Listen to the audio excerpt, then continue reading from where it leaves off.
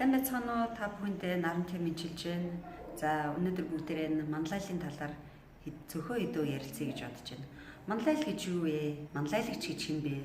Манлайлагчгүй хамт олон манлайлагчгүй албан байгууллага компани гэж байдаггүй та бүхэн бүгдээрээ мэдчихэж байгаа. За манлайлагчийг цөмөрөө ярихын тулд гараа харъя гэж бодож байна. Та өөрийнхөө гарыг хараарай. Таны гар хэдэн уруутай вэ? 5 уруутай. За хуруу болгон ч ондоо өөр. Хуруу болгон өөрийн гэсэн ажлыг хийж яадаг. За тэгвэл манлайлагч гэдэг маань таны гараар ямар хуруу вэ гэдгийг би та бүхнээс асуумаар байна. Манлайлагч гэж та ямар хуруу бодож байна? За хүмүүс янз бүрээр хэлдэг л дээ. Зарим нь 7 хуруу буюу заагч хуруу хэлдэг. За заагч хуруу бол голдуу бизнесийн их үед маш хэрэгтэй. Энэ манлайлагч мөн үү? Бас мөн байж болно. Өөрөөр хэлбэл танд цаг хугацаа маш бага үед танд бизнесээ босгох гэж маш хурдтай ажиллаж байгаа энэ үед бол та тэрийг энийг ингэ шүү тгий шүү гэдэг энэ заагч хурууны үргийг маш их гүйцэтгэдэг. Гэхдээ бизнесийн хөгжлийн үедээ буюу таны бизнес доктортой болоод ирэхэд заагч хуруу тэртээ дөрвөө хоцрогдож эхэлдэг. Тэгвэл манлайлагч ямар хуруу байх ёстой юм бэ? Дахиад цөмөрө гараа харъя. За манлайлагчийг та аль хуруу гэж бодож байна? Тэгэхээр манлайлагч маань эрхий хуруу гэж би үздэг. Яагаад эрхий хуруу вэ? Эрхий хуруу маань гарыг гар шиг болгож идэг.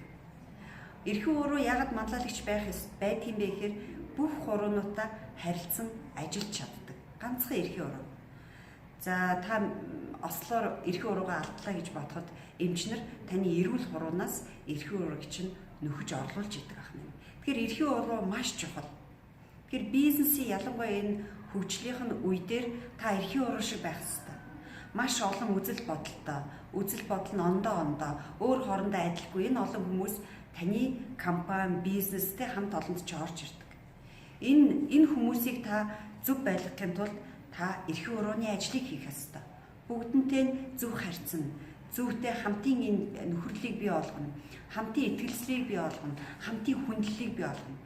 За энийг бий болгочоо та энийг байнга усалж, байнга тордчих ёстой.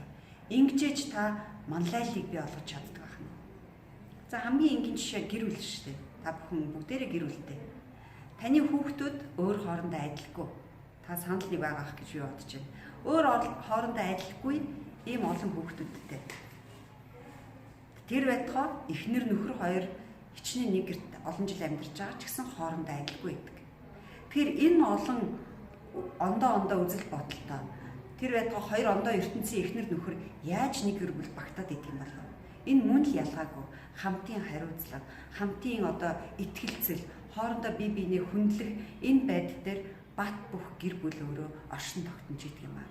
За ингээд хамгийн энгийн байдлаар та бүхэнд манлайлалын талаар тайлбарлах хичээлээ та өөрөө эрхий хуруу шүү. Тантай нарантай хамт байлаа. Түр баяртай.